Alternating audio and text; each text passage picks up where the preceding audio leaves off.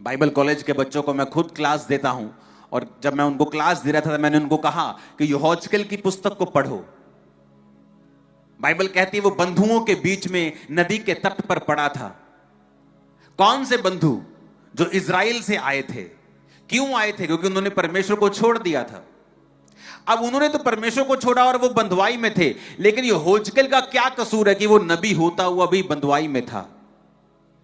और वचन कहता है परमेश्वर का वचन उसके पास पहुंचा और उसने दर्शन देखा।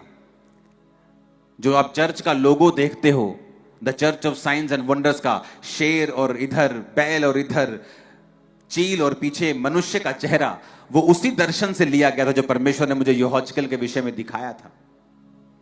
जो आपको मैं वचन के अनुसार आपको बता चुका हूं, अगर वो लोगो है तो उसे उन्हें दिखाना कि उस लोगों का मतलब क्या है, उस जो परमेश्वर ने हमें दिया था।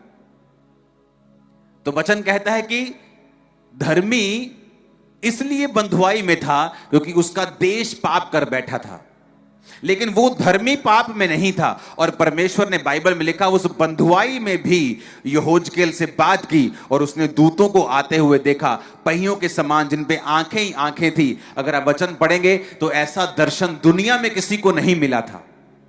ऐसी बात आज तक परमेश्वर ने किसी से नहीं की थी।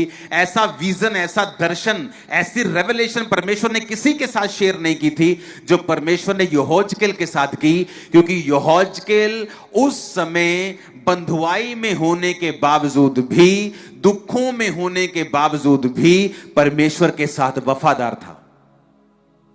उसने ये क्वेश्चन नहीं किया कि अगर मैं धर्मी हूं तो मुझे क्या फायदा हुआ। ये पापी लोग, ये भी अपने पाप के कारण, अगर हम कहते हैं कि पाप के कारण हैं तो हम सब बंधुआई में हैं, तो मैं कौन सा राजा बन गया हूं? मैं भी तो बंधुआई में ही हूं। अगर ये कबार नदी के तट पर बैठे हैं सभी, तो मैं भी तो यहीं बैठा हूं। अगर इस देश में मंदी आई है और पापी सारे मंदी में हैं, तो धर्मी भी तो मंदी में, तो फिर धर्मी को क्या फायदा है? या क्या ऐसा हो गया उसकी लाइफ में जो ये प्रूफ करता है कि परमेश्वर उसके संग है? और यही फैसला होता है कि आप परमेश्वर को किसी आशीष के लिए चाहते हैं, आप परमेश्वर से किसी आशीष के लिए प्यार करते हैं, आपने कुछ सौदा किया है परमेश्वर के साथ, या आप सचमुच अपना जीवन उसे दे चुके हैं। और वचन कहता है उस नदी के तट पर वो परमेश्वर के साथ वफादार था और परमेश्वर ने उसे दर्शन दिया, उसे दिखाया कि अब ये सारा देश बंधुआई में पड़ेगा, मुश्किलों में पड़ेगा। उत्तर दिशा से एक आंधी आएगी, तूफान आएगा, और अलग अलग परमेश्वर ने उसे दर्शन दिया कि ये लोग और दुखी होंगे और बाद में इन लोगों को मैं रिस्टोर करूंगा, बाद में इन्हें बचाऊंगा। और पूरे दर्शन वो पूरे हुए जितने परमेश्वर ने यहोशूएल को कहे थे। लेकिन वो कब आए उसको? वो तब आए जब कबार नदी के तट पर बंधुआई के लोगों के बीच में भी वो परमेश्वर के साथ वफादार था, और उन सफरिंग्स को, उन दुखों को वो सह रहा था और बिना परमेश्वर को कंप्लेंट किए वो परमेश्वर में वफादार था। आज चर्च सफरिंग्स लेना नहीं चाहती है।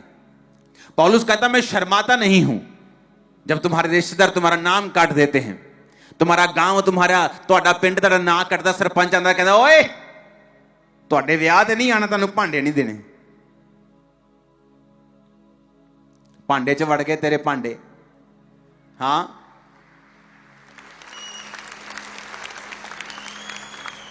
परमेश्वर कहता लजाना नहीं है, शर्मिंदा नहीं होना है, बल्कि इसको आनंद की बात समझना है। कहता इसको ताड़ना की, शोक की बात नहीं समझना है, इसको आनंद की बात समझना है। यह निशानी है प्रभु का आत्मा तेरे अंदर बसता है, ये तो साइन है। लेकिन वचन कहता है आज का जो विश्वासी है वो चर्च में आशीष लेने के लिए जाता है, लेकिन वो ताड़ना वाला हिस्सा नहीं लेना चाहता। वो अपने बाप को कहता है कि प्रॉपर्टी मुझे दे दे, लेकिन सेवा मेरे छोटे भाई को दे दे, अच्छा मुझे दे दे, और जो बुरा है वो मेरे दूसरी बहन को दे दे। आशीष मुझे मिलनी चाहिए, मैं आमीन बोलूंगा, मुझे बरकत मिलनी चाहिए। हां, लेकिन यीशु मसीह के नाम के कारण मुझे अगर दुख मिलता है तो वो मेरे लिए शोक की बात है। तो परमेश्वर कहता है क्या तुम्हारा संसारिक पिता तुम्हारी ताड़ना नहीं करता? अगर वो तुम्हारी ताड़ना करता है तुम्हें सुधारने के लिए, तो क्या ये अच्छी बात नहीं है कि स्वर्गीय पिता तुम्हारी ताड़ना करे? क्योंकि वो देखता है। अगर वो तुम्हारी ताड़ना नहीं करेगा, तुम आगे नहीं बढ़ सकते। जो फ्यूचर में चैलेंजेस हैं, जो फ्यूचर में प्रॉब्लम्स हैं, जो फ्यूचर में इकोनॉमिक चीजें हैं, उनके लिए आप कभी तैयार नहीं होंगे अगर परमेश्वर आपको अभी से दुखों में तैयार नहीं करेगा तो। हालेलुया।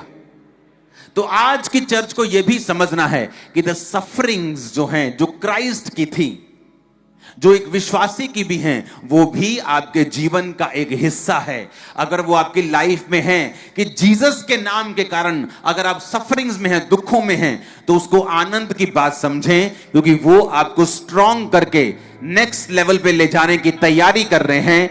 आप प्रभु से पहले अधिक करीब होंगे, आप परमेश्वर के और नजदीक होंगे, और अच्छी तरह प्रभु को आप समझ पाएंगे, आपकी लाइफ और आसान होगी। आमीन। ऊंचा चाहिए मेरे को चर्च। हालेलुया।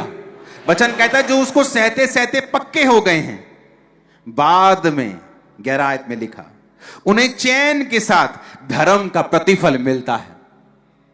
भाई साहब, वो प्रतिफल बहुत से धनी बाबुओं के पास नहीं है। जो बहुत धनी हैं, पूरा एरिया खरीद सकते हैं आपका, लेकिन वो प्रतिफल नहीं है, चैन वाला, धर्म का प्रतिफल, चैन का प्रतिफल उनकी लाइफ में नहीं है। पर परमेश्वर कहता है अगर तुम दुख सहते सहते पक्के हो गए हो, तुमने अपने आप को बता दिया है, तुम्हारे शरीर को यह मालूम हो चुका है, तुमने परमेश्वर में मेंटल,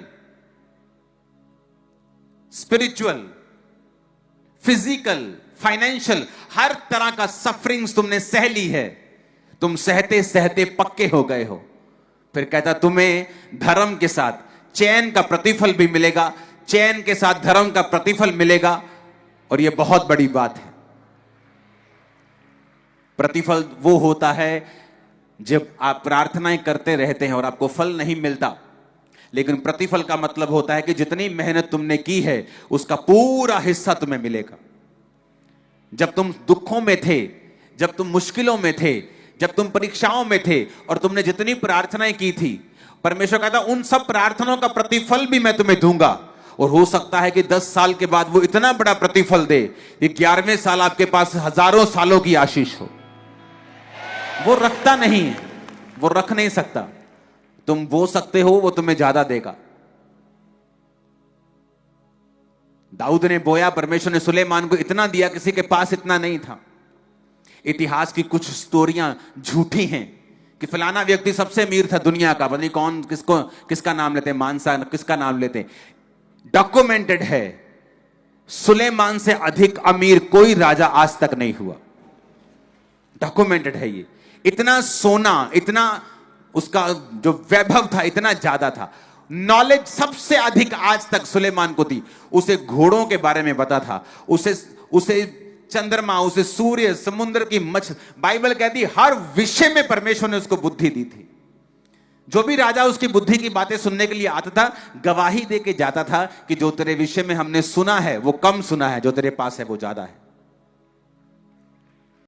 प्रभु यीशु मसीह के नाम में आप सभी को जय मसीह की। अभी आपने इस प्रार्थना को सुना, इस वीडियो को देखा, और इस वीडियो को आपने इस प्रार्थना के द्वारा जो यहाँ पर वीडियो आपने देखा, इस प्रार्थना को आप रिसीव कीजिए, पूरे विश्वास के साथ रिसीव कीजिए। परमेश्वर आपके लाइफ में काम करेगा, आपको हर एक बीमारी से आज़ाद करेगा, हर एक प्रॉब्लम से आज़ाद करेगा।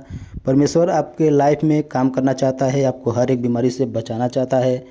जो लोग परमेश्वर पर विश्वास करते हैं और जो लोग ऑनलाइन प्रार्थना रिसीव करते हैं, उनके लाइफ में परमेश्वर काम करता है, उनको हर एक बीमारी से बचाता है, हर एक शैतानी चीज़ों से बचाता है, शैतानी आत्माओं से बचाता है। परमेश्वर हमारा हर एक व्यक्ति को छूना चाहता है, हर एक व्यक्ति को चंगा करना चाहता है। जो लोग विश्वास करते हैं वो लोग चंगा होते हैं, और जो लोग विश्वास नहीं करते हैं वो इस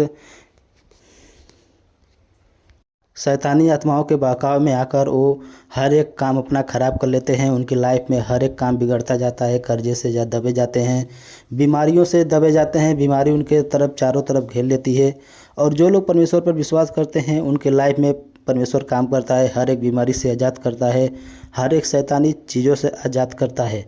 क्योंकि परमेश्वर विश्वास का भूखा है। वो जो लोग उस पर विश्वास करते हैं उनके विश्वासों का वो आदर करता है, और जो लोग उसकी महिमा करते हैं परमेश्वर उनके जीवन में, उनके लाइफ में काम करता है, उनके घर में, उनके फैमिली में हर एक व्यक्ति को चंगा करता है, हर एक व्यक्ति को स्वस्थ रखता है। किसी को कोई तकलीफ नहीं होता है, कोई परेशानी नहीं होती है, कोई दुख नहीं होता है, हर एक व्यक्ति चंगा रहता है। लोगों ने विश्वास किया है परमेश्वर पर, बहुत से लोगों ने विश्वास किया है, और सबके जीवन में परमेश्वर ने काम किया है। परमेश्वर हर एक व्यक्ति के जीवन में काम करता है और काम करना भी चाहता है।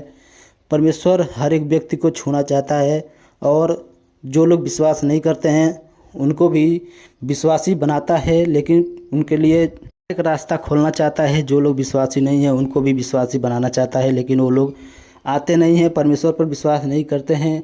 वो लोग परमेश्वर के वचनों को आदर नहीं करते हैं, उनके वचनों का पालन नहीं करते हैं, इसीलिए परमेश्वर उनके लाइफ में काम नहीं कर पाता है। जो लोग परमेश्वर के वचनों पर चलते हैं उनके लाइफ में काम होता है, और वो हर एक बीमारी से, हर एक परेशानी से, हर एक शैतानी चीज़ों से आज़ाद होते हैं।